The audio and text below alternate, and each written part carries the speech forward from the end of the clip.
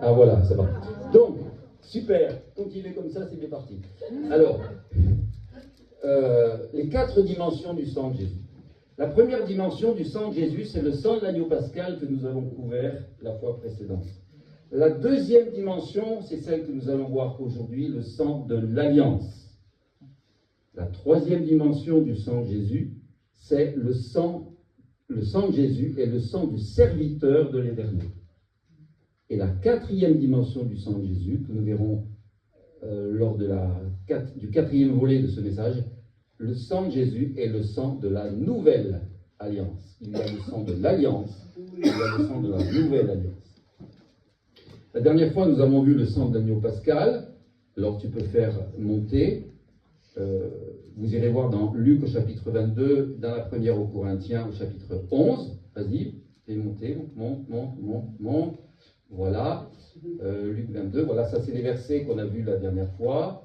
Monte, tu peux monter. Voilà. La dernière fois, nous avons vu que le sang de Jésus est le sang de l'agneau pascal. Pourquoi? Parce que c'est en relation avec la Pâque juive qui commémore la sortie d'Égypte en pleine nuit par les Hébreux, environ 1500 ans avant Jésus-Christ. Vous pourrez retrouver cela dans l'Exode au chapitre 12.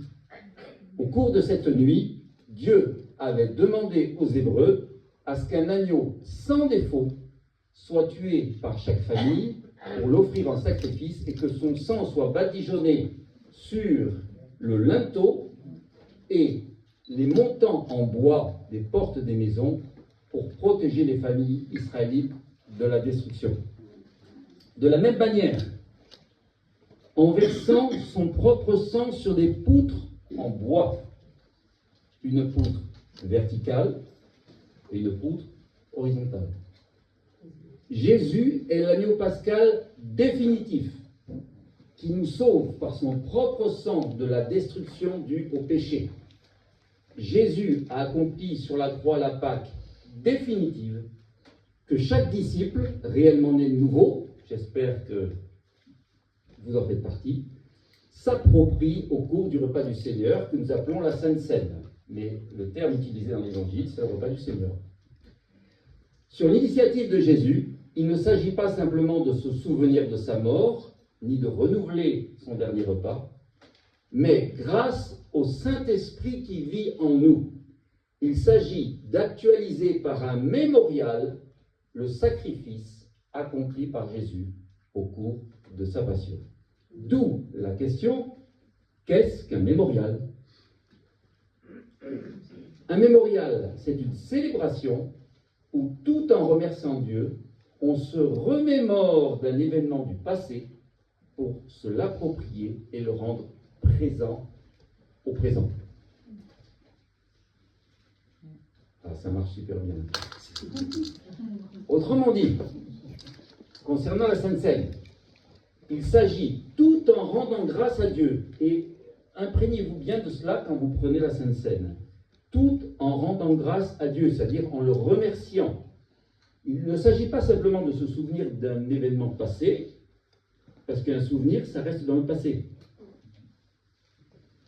Non, on se remémore le sacrifice accompli par Jésus au cours de sa passion pour se l'approprier au présent et en vivre pleinement aujourd'hui, au moment où nous prenons la Sainte Seine.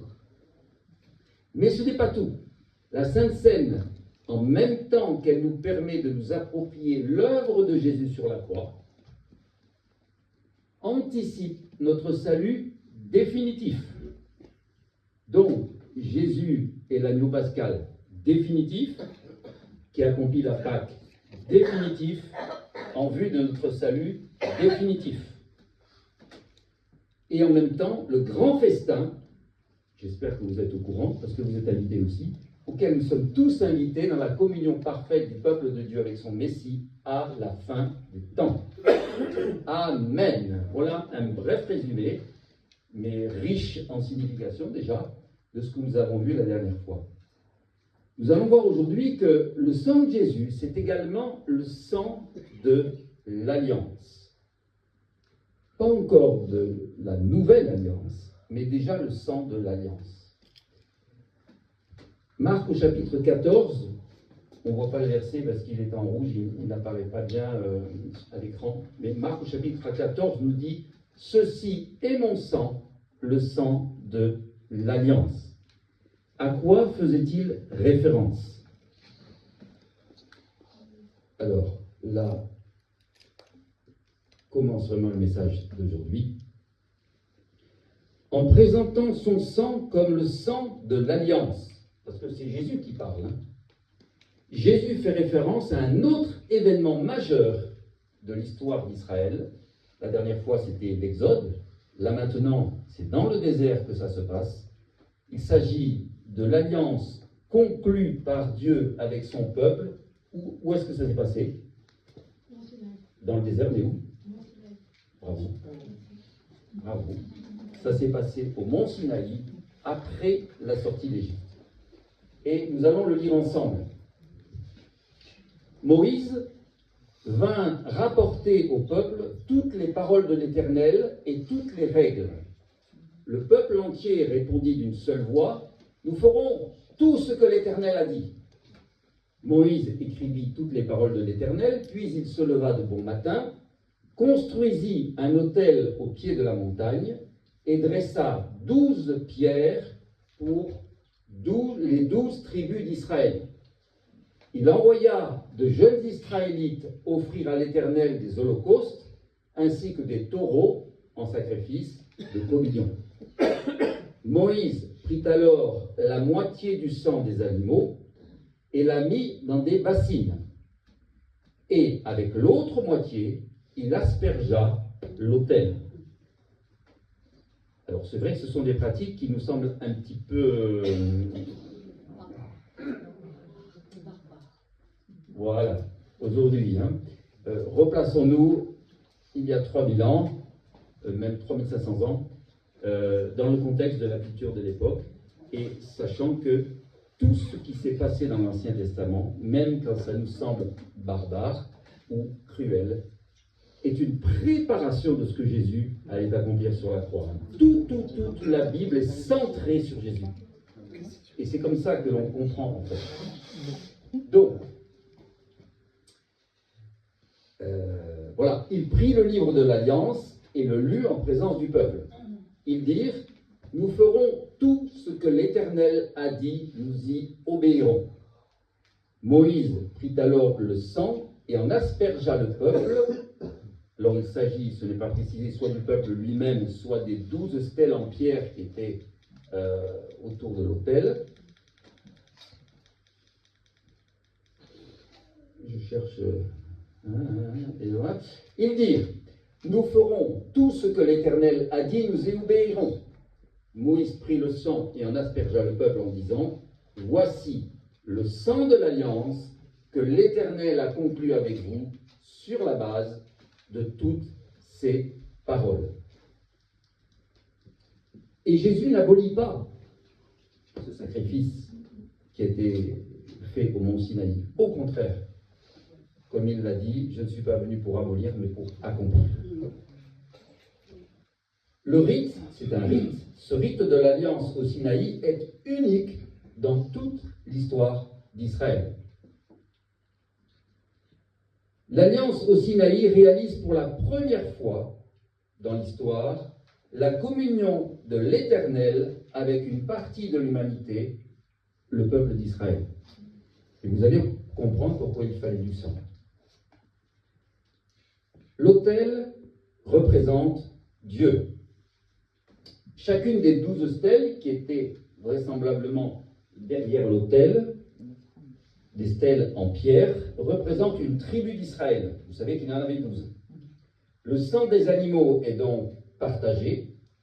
Une partie du sang est aspergée sur l'autel, qui représente Dieu, et l'autre partie sur les stèles en pierre, qui représentent le peuple.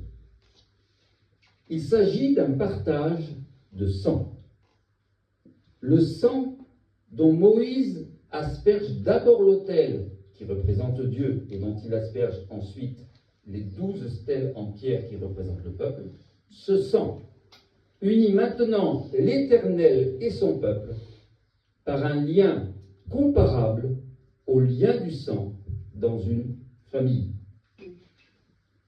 En étant liés ainsi par le même sang, ils deviennent les membres d'une même famille, unis spirituellement par les liens du sang, et donc ils partagent la même vie. L'Éternel et son peuple partagent la même vie. Pourquoi?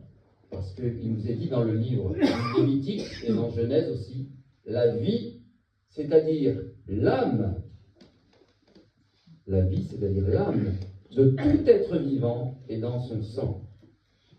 Tout être vivant, humain ou animaux. Par ce rite, chacune des deux parties, l'Éternel et son peuple, promet au prix du sang d'être fidèle à l'alliance. Voilà la signification de ce rite.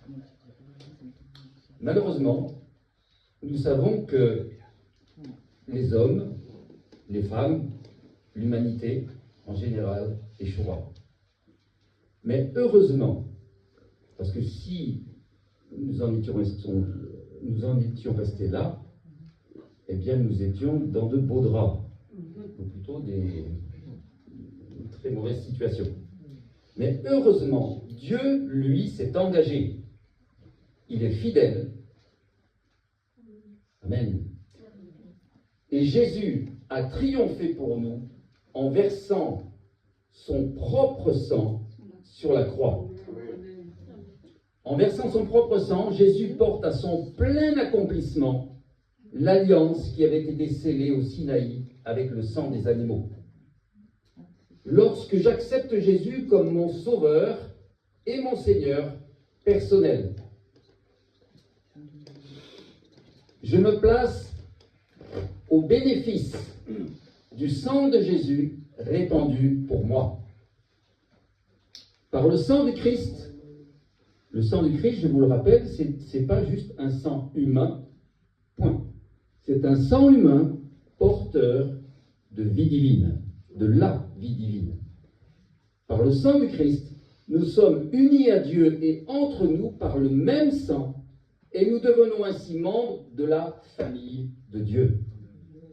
Voilà ce que Christ a accompli sur la croix. Je fais une aparté. Vous vous souvenez qu'au cours du repas de la Sainte Seine, Jésus a dit une parole. Je ne vous appelle plus serviteurs, je vous appelle mes amis. Mais il n'en est pas resté là. Il a versé son sang sur la croix, il est mort, il est ressuscité. Et est-ce que vous vous souvenez de la parole qu'il a dit à Marie-Madeleine? C'est une parole capitale. Il va annoncer. Hein? Il va annoncer. Oui. La bonne nouvelle. Mais à qui? Amen. Va dire à mes frères que je les attends en Galilée. Va dire à mes frères. Je monte vers mon Dieu et votre Dieu. Je vous monte vers mon Père et votre Père. Le miracle a été accompli sur la croix.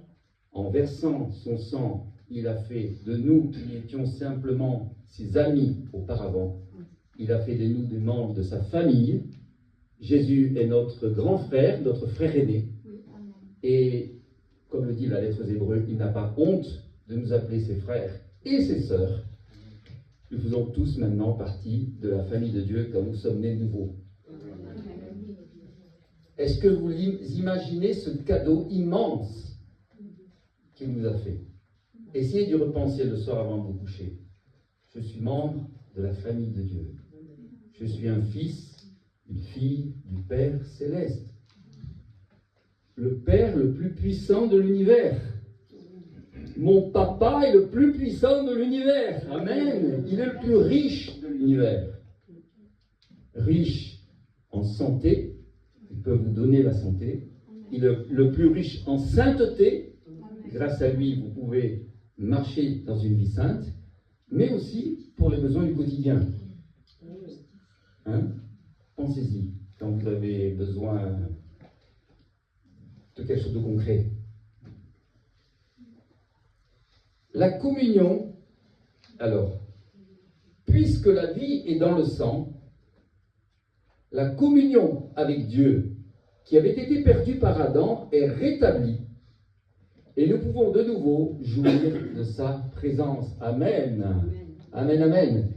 Et qu'en est-il des 10 commandements? Eh bien sûr, ils ne sont pas abolis, parce qu'il y a quand même de très très bonnes choses dedans. Et je dirais même que tout est bon. Mais ils sont vivifiés par un commandement nouveau, celui de l'amour, à l'exemple de Christ, qui, lorsqu'il s'est donné totalement, nous a révélé l'amour du Père.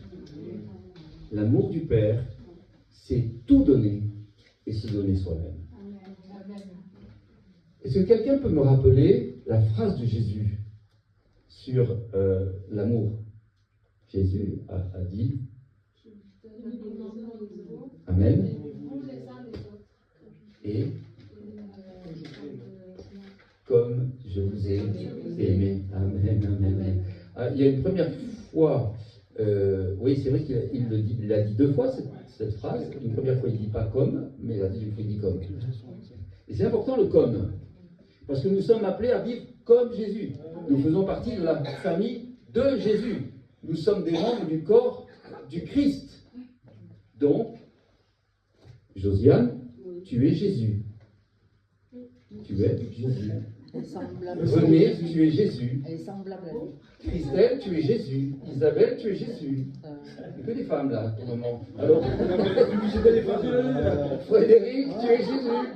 David, tu es Jésus. Son image, amen. Oui, mais nous sommes des membres du corps de Jésus. Et je ne sais pas, mais quand je me tape sur le doigt avec un marteau, je me dis, je me suis tapé avec un marteau. Mon doigt, c'est moi. Et le petit orteil, c'est moi aussi. Donc même le petit orteil, si vous n'êtes que le petit orteil du corps de Jésus, vous êtes Jésus. Dites-vous ça. Vous n'êtes pas ce que vous pensez souvent de vous-même, un moins que rien. Vous n'êtes pas un pauvre ou un pauvre pécheur ou une pauvre pécheresse pardonnée, parce qu'à partir du moment où vous êtes pardonné, vous n'êtes plus pécheur, vous n'êtes plus pécheresse. Il peut vous arriver encore de pécher, oui, mais votre identité, votre nature, ce n'est pas pécheur ou pécheresse. Votre identité maintenant, c'est juste. Dieu vous a déclaré juste, parce que Dieu vous voit en Jésus-Christ. Comme vous faites partie du corps de Jésus, Dieu vous voit en Jésus-Christ. Bien sûr que vous allez faire, et que nous allons faire encore des erreurs. Bien sûr que nous allons glisser sur des pots de banane.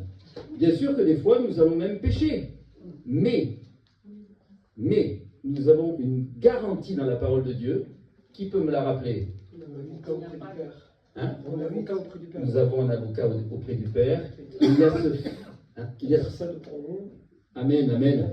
Qui intercède pour nous. Il y a ce fameux verset de la première lettre de Jean. Il n'y a pas de condamnation. Ça, c'est Romains 8. Alors, il n'y a pas de condamnation pour ceux qui sont pour Jésus-Christ. Amen. Et le verset aussi que j'attendais. Amen. Tu veux le redire en entier? Alors, vas-y. Si nous confessons nos péchés, tu es fidèle et juste pour nous pardonner. Amen. Le pardon est pour chacun de nous. Gloire à Dieu. Donc, si vous péchez, si vous arrive de pécher, ça ne veut pas dire que vous êtes un pécheur. Vous êtes simplement un juste à qui il arrive parfois de pécher. Et grâce à Dieu, vous avez la possibilité de vous demander pardon immédiatement. Et le péché est effacé. Ce n'est pas le cas avant, mais maintenant oui. Amen. Et en conclusion, j'aimerais lire avec vous aussi ce passage de Éphésiens au chapitre 2, cette fois-ci. Dieu est riche en bonté. Est-ce que vous croyez que Dieu est bon? Il n'est pas seulement riche en bonté, il est bon, parce qu'il est amour. Aussi, à cause du grand amour dont il nous a aimés, alors que nous étions spirituellement morts à cause de nos fautes, il nous a fait revivre les uns et les autres avec le Christ. C'est par grâce que vous êtes sauvés. C'est par grâce que nous sommes sauvés. Il ne dit pas c'est par grâce que vous serez sauvés. vous êtes sauvés. Par notre union avec Jésus-Christ, Dieu nous a ressuscités ensemble et nous a fait siéger ensemble dans le monde céleste en Jésus-Christ. En même temps que nous avons les deux pieds sur terre, pour certains c'est plus difficile que d'autres, mais vous avez les deux pieds sur terre. Mais nous sommes assis spirituellement avec Christ dans les lieux célestes. Hein? Et pourquoi est-ce que nous sommes assis? Hein? Parce qu'on est en lui. Et où est Jésus? À droite du Père. Et il va revenir nous chercher. Et il est. Oui. Mais pourquoi est-il assis? Jésus est assis aussi. Hein?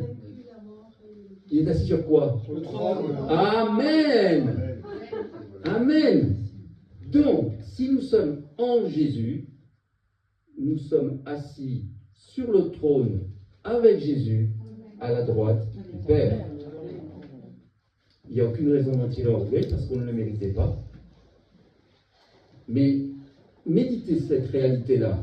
Nous sommes en Jésus assis sur le trône à la droite du Père. Ce qui signifie que ici sur terre, nous avons une responsabilité d'ambassadeurs et d'ambassadrices, de démontrer la réalité du royaume de Dieu sur terre. Bien sûr par l'annonce de l'évangile, mais l'annonce de l'évangile, ça inclut aussi des miracles, des guérisons, des délivrances, et l'expression de la puissance de Dieu.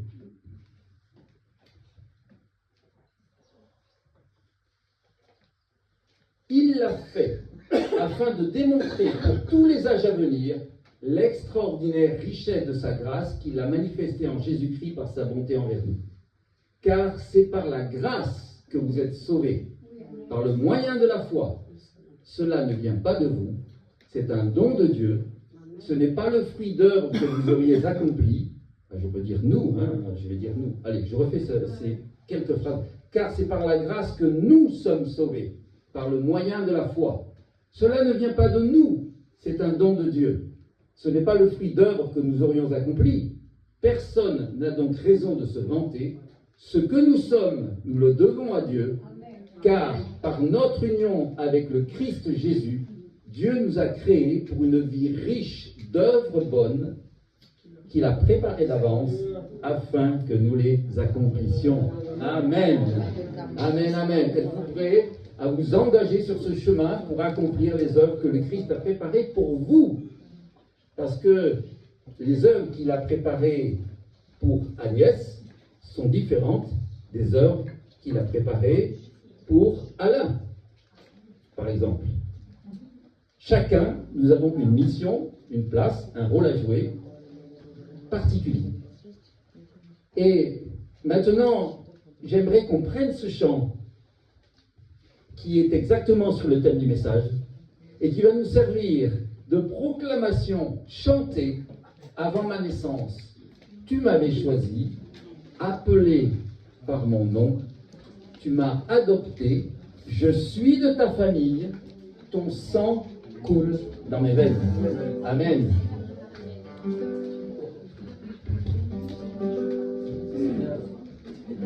Quand on dit que Dieu conduit, c'est tellement bon que je vais vous le dire. Mercredi soir, j'ai préparé ces chants.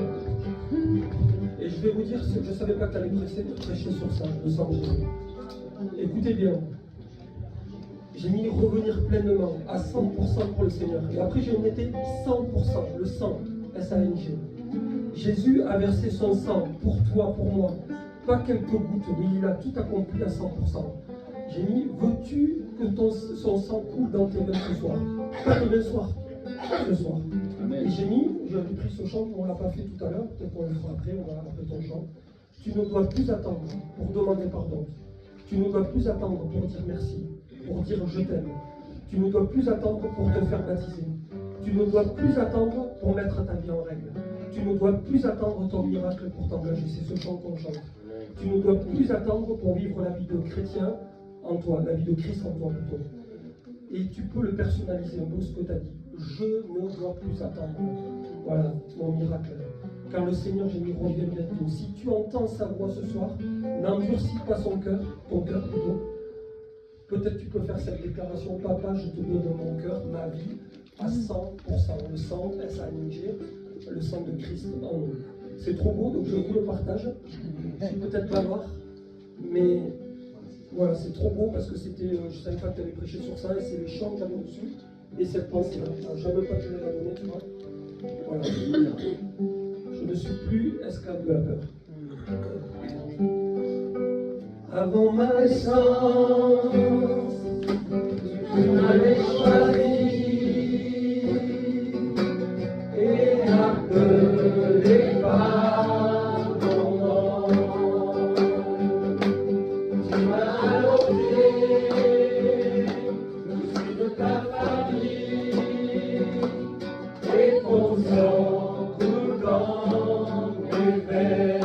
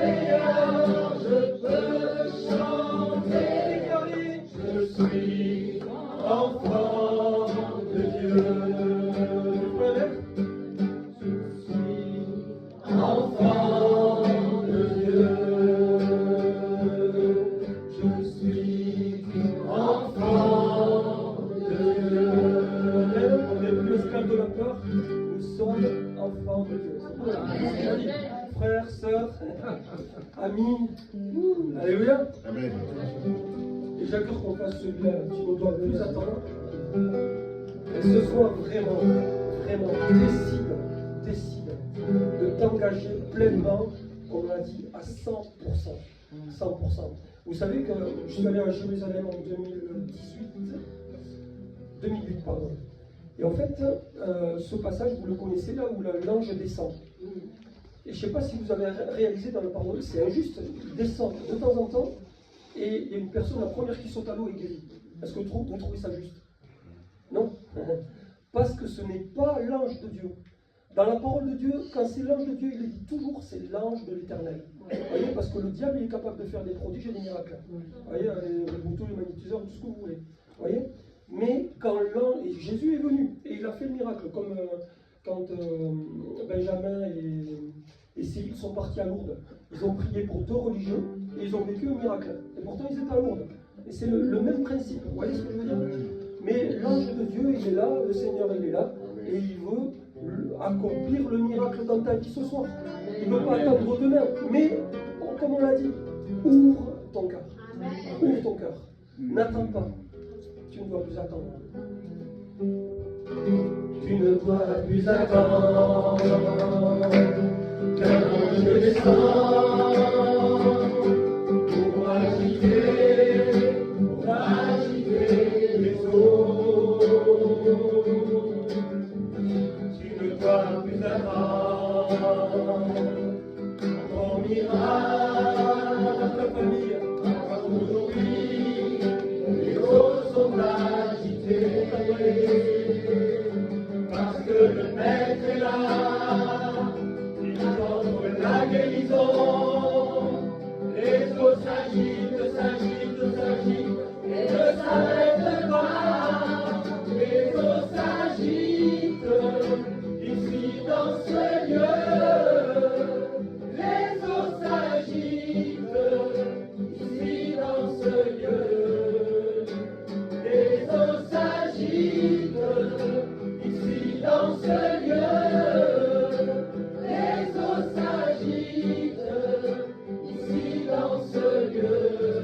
Ya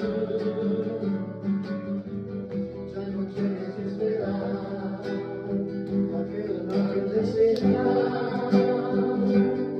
para mover las aguas del estanque. Ya no tienes que esperar tu vida morirá, porque se mueven las aguas del estanque. Porque el maestro llegó, te ofrece la salida. Los aguas se mueven, se mueven, se mueven, y los se mueven las aguas. En este lugar se mueven las aguas. En este lugar se mueven las aguas. En este lugar se mueven las aguas. En este lugar tu dois plus attendre que je descende pour agiter les eaux. Tu ne dois plus attendre ton miracle, parce qu'aujourd'hui les eaux sont agitées, parce que le Maître est là, il offre la guérison. Les eaux s'agitent, s'agitent, s'agitent, et ne s'arrêtent pas. Les eaux s'agitent, ici dans ce lieu. Les eaux s'agitent, ici dans ce lieu. Les eaux s'agitent, ici dans ce lieu. Les eaux s'agitent, ici dans ce lieu.